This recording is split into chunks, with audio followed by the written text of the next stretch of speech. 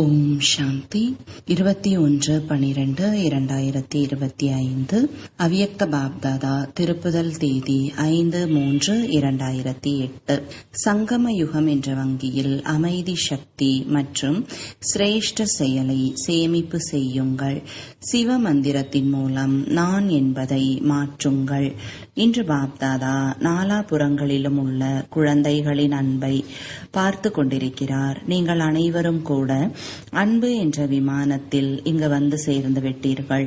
இந்த அன்பு என்ற விமானம் மிக எளிதாக அன்பானவரிடம் வரவழைத்து விடுகிறது.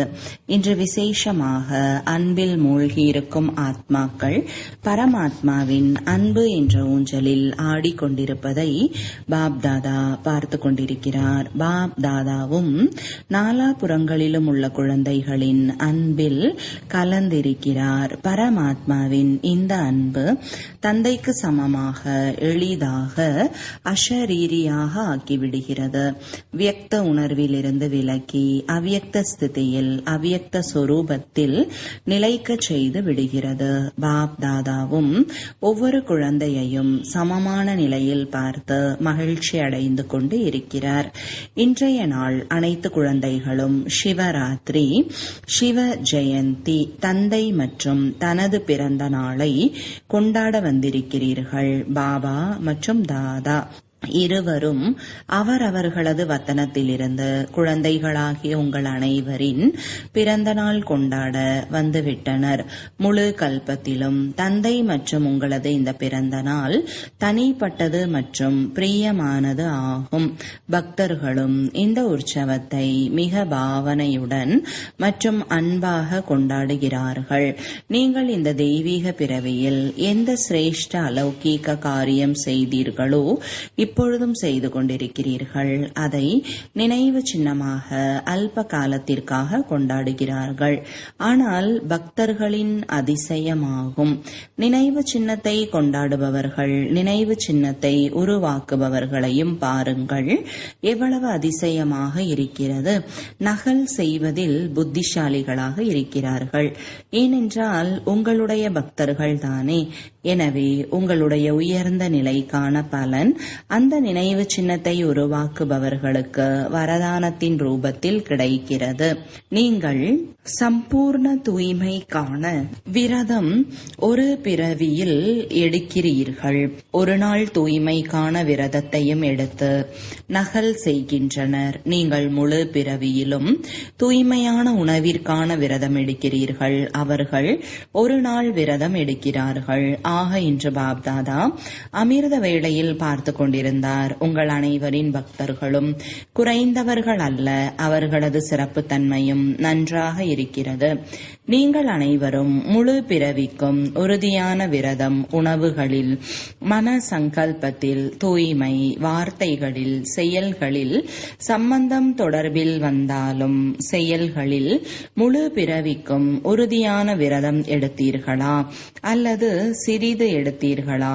தூய்மை பிராமண வாழ்க்கைக்கான ஆதாரம், பூஜைக்குரிய நிலையை அடைவதற்கான ஆதாரமாகும், உயர்ந்த பிராப்திக்கான ஆதாரமாகும்.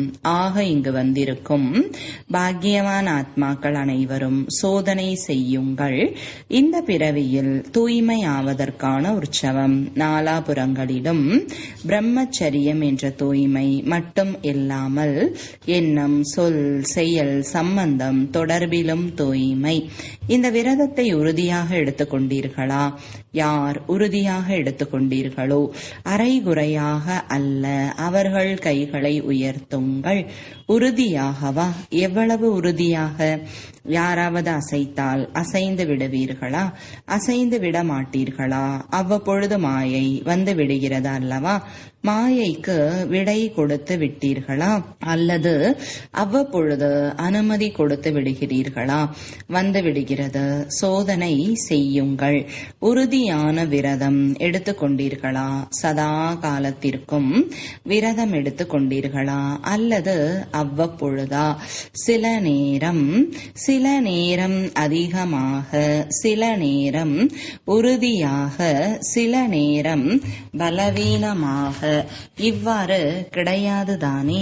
ஏனென்றால் பாப் தாதாவின் அன்பு என்ற விஷயத்தில் அனைவரும் 100% விட அதிகம் என்று ஏற்றுக்கொள்கிறீர்கள். பாப் தாதாவின் மீது எவ்வளவு அன்பு இருக்கிறது என்று ஒருவேளை பாப் தாதா கேட்டால் அனைவரும் அளவற்ற ஆர்வம் உற்சாகத்துடன் கைகளை உயர்த்துகிறீர்கள். அன்பில் சதவிகிதம் குறைவாக கிடையாது, அதிகமான அன்பு இருக்கிறது. அன்பில் தேர்ச்சி அடைந்தது போன்று மிக அதிகமாக அன்பில் தேர்ச்சி அடைந்திருக்கிறீர்கள் என்பதை பாப் தாதா ஏற்றுக்கொள்கிறார். ஆனால் தூய்மை என்ற விரதத்தில் 4 ரூபங்களிலும் எண்ணம், சொல், செயல், சம்பந்தம், தொடர்பு 4 ரூபங்களிலும் முழுமையான தூய்மையை கடைபிடிப்பதில் சதவிகிதம் வந்துவிடுகிறது. இப்பொழுது பாப்தாதா என்ன விரும்புகிறார்? இதைதான் விரும்புகிறார். சமமாவதற்கு என்ன உறுதிமொழி எடுத்தீர்களோ ஒவ்வொரு குழந்தையின் முகத்தில் தந்தையின் மூர்த்தி தென்பட வேண்டும். ஒவ்வொருவரின் வார்த்தைகளில் தந்தைக்கு சமமான வார்த்தைகள் இருக்க வேண்டும். பாப் தாதாவின் வார்த்தைகள் வரதானமாக ஆகிவிடுகிறது. எனவே நீங்கள் அனைவரும் இதை சோதனை செய்யுங்கள். எனது முகத்தில் தந்தையின் மூர்த்தி தென்படுகிறதா? தந்தையின் மூர்த்தி என்ன? சம்பன்னம், அனைத்து விஷயங்களிலும் நிறைந்த தன்மை. இவ்வாறு ஒவ்வொரு குழந்தையின் கண்கள், ஒவ்வொரு குழந்தையின் முகம் பாபாவிற்கு சமமாக இருக்கிறதா? எப்பொழுதும் புன்முறுவலான முகம் இருக்கிறதா?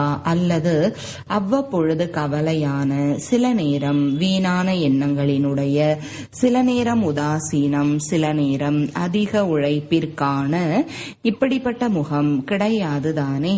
எப்பொழுதும் ரோஜா அல்லது சில நேரம் ரோஜா போன்று மலர்ந்திருக்கும் முகம் சில நேரம் வேறு ஏதாவதாக ஆகிவிடுகிறது. ஏனென்றால் பிறப்பு எடுத்த உடனேயே பாப்தாதா இதையும் கூறிவிட்டார். மாயை உங்களது இந்த சிரேஷ்ட வாழ்க்கையை எதிர்கொள்ளும். ஆனால் மாயையின் வேலை வருவது எப்பொழுதும் தூய்மை என்ற விரதம் எடுத்திருக்கும் ஆத்மாக்களாகிய உங்களது வேலை தூரத்திலேயே மாயையை விரட்ட வேண்டும். சில குழந்தைகள் மாயையை தூரத்திலேயே விரட்டுவது கிடையாது என்பதை பாப் தாதா பார்க்கிறார். மாயை வந்து விடுகிறது, வரவிட்டு விடுகிறீர்கள். அதாவது மாயையின் தாக்கத்தில் வந்து விடுகிறீர்கள். ஒருவேளை தூரத்திலேயே விரட்டவில்லை என்றால் மாயைக்கு பழக்கமாகிவிடும். ஏனென்றால் இங்கு எனக்கு அமர்வதற்கு அனுமதிக்கிறார்கள் என்பதை அது அறிந்து விடுகிறது. அமர வைப்பதன் அடையாளம் மாயை வந்து விடுகிறது. இது மாயை என்று யோசிக்கிறீர்கள். ஆனால் ஏன் யோசிக்கிறீர்கள்? இப்பொழுது முழுமையாக ஆகவில்லை. யாரும் முழுமையாக ஆகவில்லை. இப்பொழுது ஆகிக் கொண்டிருக்கிறோம், ஆகிவிடுவோம் என்று கூற ஆரம்பித்து விடுகிறீர்கள். இது மாயையை அமர வைப்பதற்கான பழக்கமாகி விடுகிறது. ஆக இன்று பிறந்த நாளை கொண்டாடி கொண்டிருக்கிறீர்கள். தந்தையும் ஆசீர்வாதம், வாழ்த்துக்களை கொடுத்து கொண்டிருக்கிறார். ஆனால் தந்தை ஒவ்வொரு குழந்தையையும், கடைசி நம்பர் குழந்தையையும் எந்த ரூபத்தில் பார்க்க விரும்புகிறார்? கடைசி நம்பரும் கூட தந்தைக்கு பிரியமானவர் அல்லவா?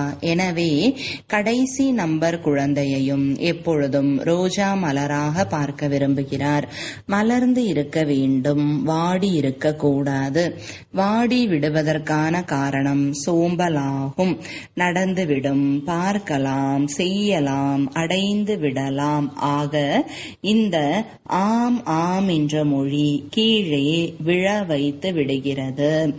எனவே சோதனை செய்யுங்கள். எவ்வளவு காலம் கழிந்து விட்டது? இப்பொழுது நேரத்தின் நெருக்கம் மற்றும் திடீரென்று நடக்கும் என்ற சைகையை பாப்தாதா கொடுத்து விட்டார், கொடுத்து கொண்டிருக்கிறார் அல்ல, கொடுத்து விட்டார். அப்படிப்பட்ட நேரத்தில் எவரெடி அலர்ட் ஆக இருப்பது அவசியம். அலர்ட் ஆக இருப்பதற்கு சோதனை செய்யுங்கள். எனது மனம் மற்றும் புத்தி எப்பொழுதும் சுத்தமாக மற்றும் தெளிவாக இருக்கிறதா? சுத்தமாகவும் இருக்க வேண்டும், தெளிவாகவும் இருக்க வேண்டும்.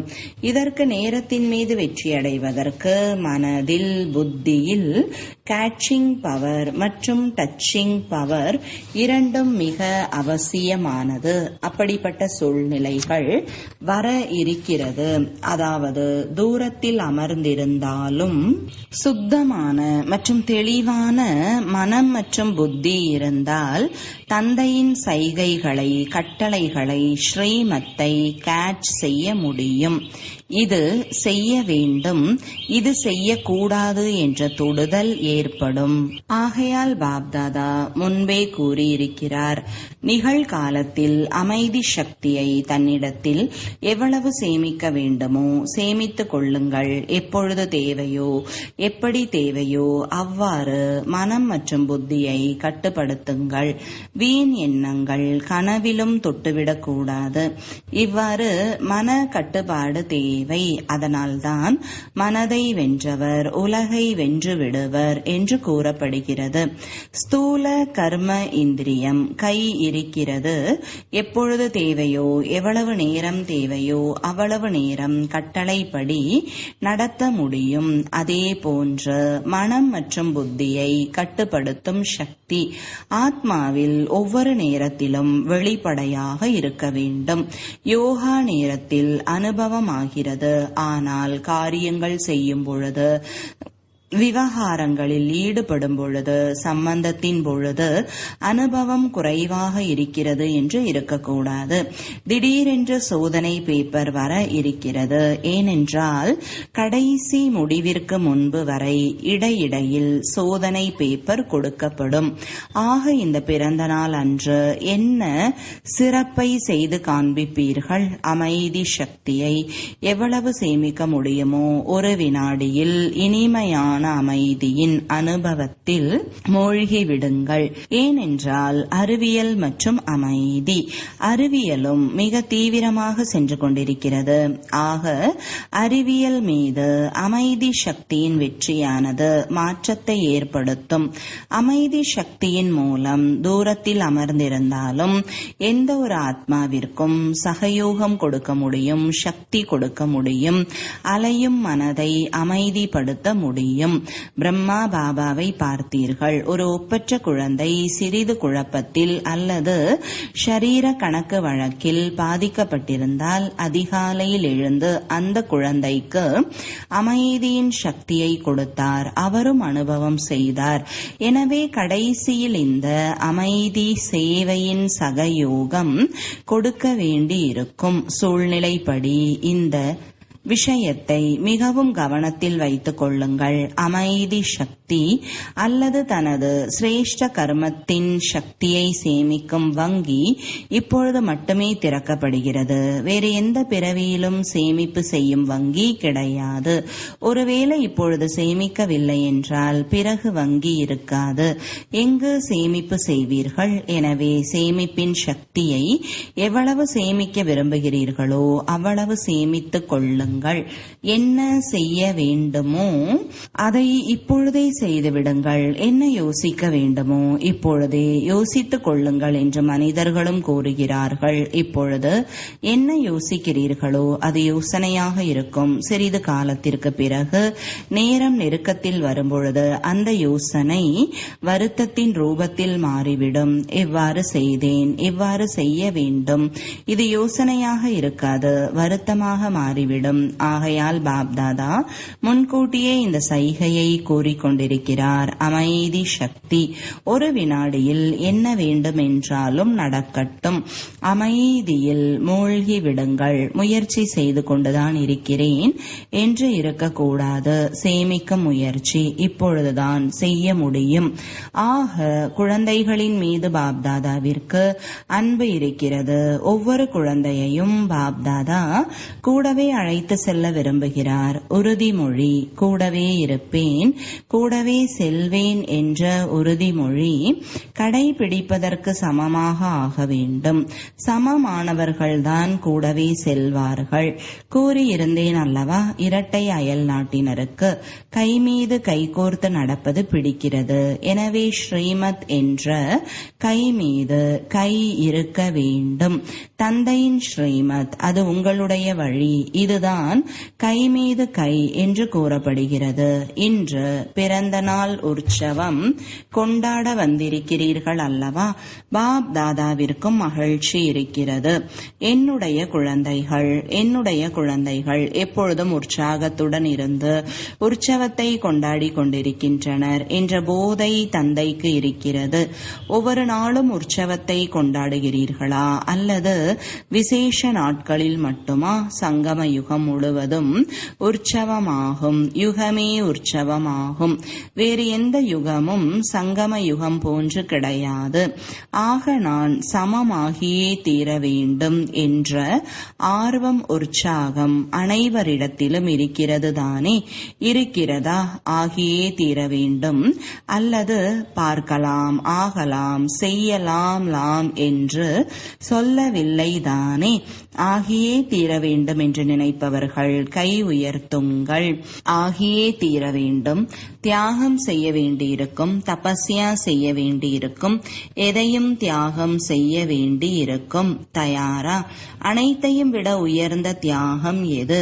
தியாகம் செய்வதில் ஒரு வார்த்தை தான் மிக பெரிய தடையாக இருக்கிறது. தியாகம், தபஸ்யா, வைராகியம், எல்லையற்ற வைராகியம். இதில் ஒரே ஒரு வார்த்தை தான் தடையாக இருக்கிறது. எந்த ஒரு வார்த்தை என்பதை அறிவீர்கள் தானே? நான் தேக அபிமானத்திற்கான நான். எப்பொழுதெல்லாம் எனது என்று கூறுகிறீர்களோ முதலில் என்ன நினைவிற்கு வருகிறது? என்னுடைய பாபா, என்னுடைய பாபா என்று வருகிறது தானே? என்னுடைய என்று வேறு எதை வேண்டுமென்றாலும் கூறுங்கள். ஆனால் முதலில் என்னுடைய என்று கூறியதும் பழக்கமாகிவிட்டது. பாபா வருகிறார், அதே போன்று நான் என்று கூறுகிறீர்கள். எவ்வாறு என்னுடைய பாபாவை மறப்பது இல்லையோ, ஒருவரிடம் எனது என்று கூறும் பொழுது பாபா என்ற வார்த்தை நினைவிற்கு வந்து விடுகிறது. அதே போன்று நான் என்று கூறும் பொழுது முதலில் ஆத்மா நினைவிற்கு வர வேண்டும். நான் யார்? ஆத்மா. நான் ஆத்மா இதை செய்து கொண்டிருக்கிறேன். நான் மற்றும் எனது எல்லைக்கு உட்பட்டது நீங்கி எல்லையற்றதாக ஆகிவிட வேண்டும். முடியுமா? தலை அசையுங்கள். பழக்கத்தை கொண்டு வாருங்கள். நான் என்று கூறியதும் உடனடியாக ஆத்மா என்று வர வேண்டும். எப்பொழுது நான் என்ற அகங்காரம் வருகிறதோ அப்பொழுது ஒரு வார்த்தை நினைவிற்கு வர வேண்டும். செய்விப்பவர் யார்? தந்தை. செய்விப்பவர் செய்வித்துக் கொண்டிருக்கிறார். காரியம் செய்கின்ற பொழுது செய்விப்பவர் என்ற வார்த்தை எப்பொழுதும் நினைவில் இருக்க வேண்டும். நான் என்ற அகங்காரம் வரக்கூடாது. எனது கருத்து, எனது கடமை, கடமைக்கான போதையும் அதிகமாக இருக்கிறது. எனது கடமை. ஆனால் கொடுக்கக்கூடிய வள்ளல் யார்? இந்த கடமை பிரபுவின் கொடுப்பினை, பிரபுவின் கொடிப்பினையை எனது என்று நினைப்பது, யோசிப்பது நன்றாக இருக்கிறதா? பாப் தாதா ஒவ்வொரு இடத்திலும் இப்பொழுது முடிவை விரும்புகிறார். இந்த ஒரு மாதம் இயற்கையான குணமாக ஆக்கிக் கொள்ளுங்கள். ஏனென்றால் இயற்கையான குணம் மிக விரைவாக மாறிவிடாது. எனவே பாப் தாதா கூறியதை இயற்கையான குணமாக ஆக்கிக் கொள்ளுங்கள்.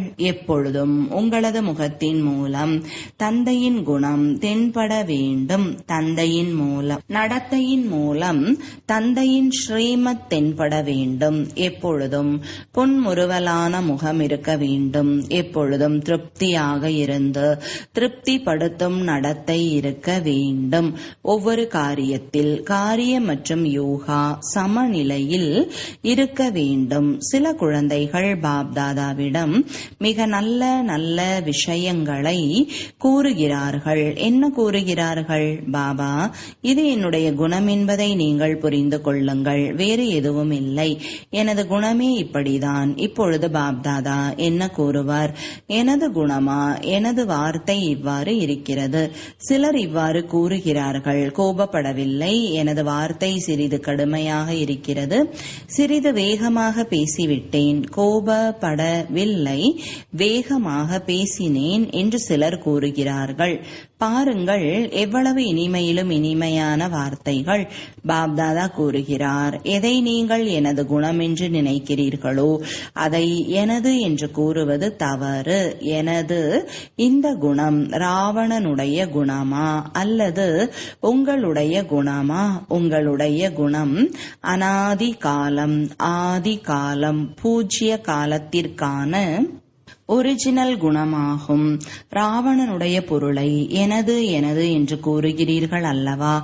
ஆகையால் செல்வது கிடையாது. மாற்றான் பொருளை தன்னுடையதாக ஆக்கி வைத்திருக்கிறீர்கள். ஒருவன் மாற்றான் பொருளை தன்னிடம் பத்திரப்படுத்தி வைத்தால், மறைத்து வைத்தால் நல்லவர் என்று ஏற்றுக்கொள்வார்களா?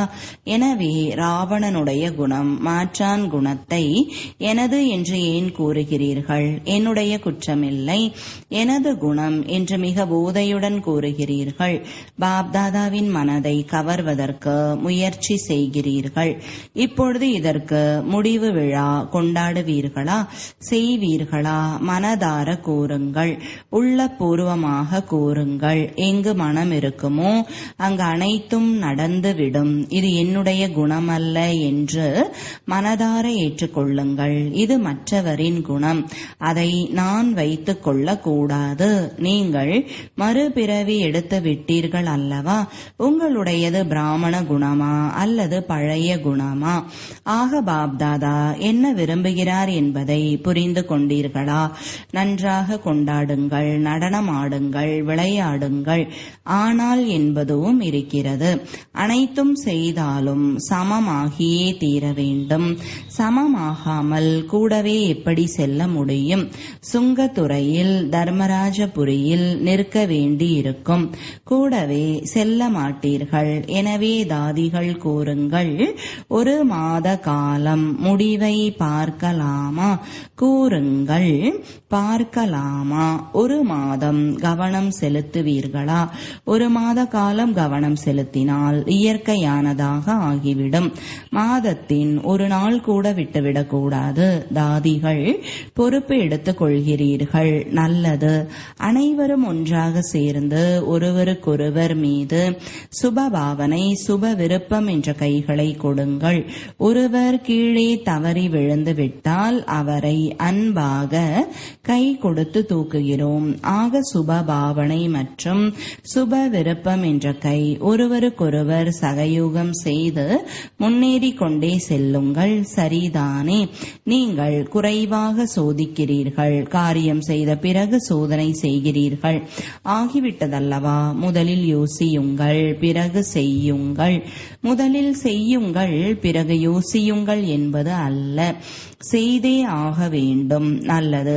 இப்பொழுது பாப்தாதா எந்த ட்ரில் செய்விக்க விரும்புகிறார்? ஒரு வினாடியில் அமைதி சக்தியின் சொரூபமாக ஆகிவிடுங்கள். ஒரே சீரான புத்தி, ஒருமுகப்பட்ட மனம். முழு நாளில் ஒரு வினாடி இடையிடையில் ஒதுக்கி பயிற்சி செய்யுங்கள். அமைதிக்கான சங்கல்பம் செய்தீர்கள், சொரூபமாகிவிட்டீர்கள். இதற்கு நேரத்திற்கான அவசியம் கிடையாது. ஒரு வினாடிக்கான பயிற்சி செய்யுங்கள். அமைதி. நல்லது. நாலாபுறங்களிலும் பிறந்த நாள் விழா கொண்டாடக்கூடிய பாக்கியவான் ஆத்மாக்களுக்கு எப்பொழுதும் உற்சாகத்தில் இருந்து சங்கம யுகத்தின் உற்சவத்தை கொண்டாடக்கூடிய இவ்வாறு அனைத்து ஆர்வம், உற்சாகம் என்ற ரக்கையினால் பறக்கும் குழந்தைகளுக்கு எப்பொழுதும் மனம் மற்றும் புத்தியை ஒருமுகத்தன்மையின் அனுபவியாகக்கூடிய மகாவீர் குழந்தைகளுக்கு எப்பொழுதும் சமமாக கூடிய ஆர்வத்தை சாக்கார ரூபத்தில் கொண்டு வரக்கூடிய தந்தையை பின்பற்றும் குழந்தைகளுக்கு எப்பொழுதும் ஒருவருக்கொருவர் அன்பு, சகயோகம், தைரியத்தை கொடுக்கக்கூடிய தந்தையின் உதவி என்ற வரதானத்தை கொடுக்கக்கூடிய வரதானி குழந்தைகளுக்கு, மகாதானி குழந்தைகளுக்கு பாப்தாதாவின் அன்பு நினைவுகள் மற்றும் பல கோடி கோடி மடங்கு வாழ்த்துக்கள், வாழ்த்துக்கள், வாழ்த்துக்கள். வரதானம் எப்பொழுதும் ஏகாந்தம் மற்றும் சிந்தனையில் மும்முரமாக இருக்கக்கூடிய எல்லைற்ற வானப்பிரஸ்தி ஆகுக. விளக்கம். நிகழ்கால நேரத்தின்படி நீங்கள் அனைவரும் வானப்பிரஸ்த நிலையின் நெருக்கத்தில் இருக்கிறீர்கள். வானப்பிரஸ்த பிரஸ்திகள் ஒரு பொழுதும் பொம்மை விளையாட்டு விளையாட மாட்டார்கள். அவர்கள் எப்பொழுதும் தனிமை மற்றும் ஆழ்ந்த சிந்தனையில் இருப்பார்கள். எல்லையற்ற வானப்பிரஸ்திகளாகிய நீங்கள் அனைவரும் எப்பொழுதும் ஒருவரின் நினைவில் மூழ்கி, அதாவது நிரந்தரமாக தனிமையில் இருங்கள். ஒரே ஒருவரை பற்றிய சிந்தனை செய்து நினைவு சொரூபமாக ஆகுங்கள். அனைத்து குழந்தைகளின் மீதும் பாப்தாதாவிற்கு இதுதான் சுபமான ஆசையாகும். இப்பொழுது தந்தை மற்றும் குழந்தை சமமாகிவிட வேண்டும். எப்பொழுதும் நினைவில் மூழ்கி இருக்க வேண்டும். சமமாவதுதான் சமநிலை. இதுவே வானப்பிரஸ்த நிலையின் அடையாளம். ஸ்லோகன்: நீங்கள் தைரியம் என்ற ஒரு அடி எடுத்து வைத்தால் தந்தை 1000 அடி உதவியை எடுத்து வைப்பார். அவ்யக்த சமிஞ்சை: இப்பொழுது சம்பன்ன மற்றும் கர்மாதீதாவதற்காக தீவிர ஆர்வத்துடன் செயல்படுங்கள்.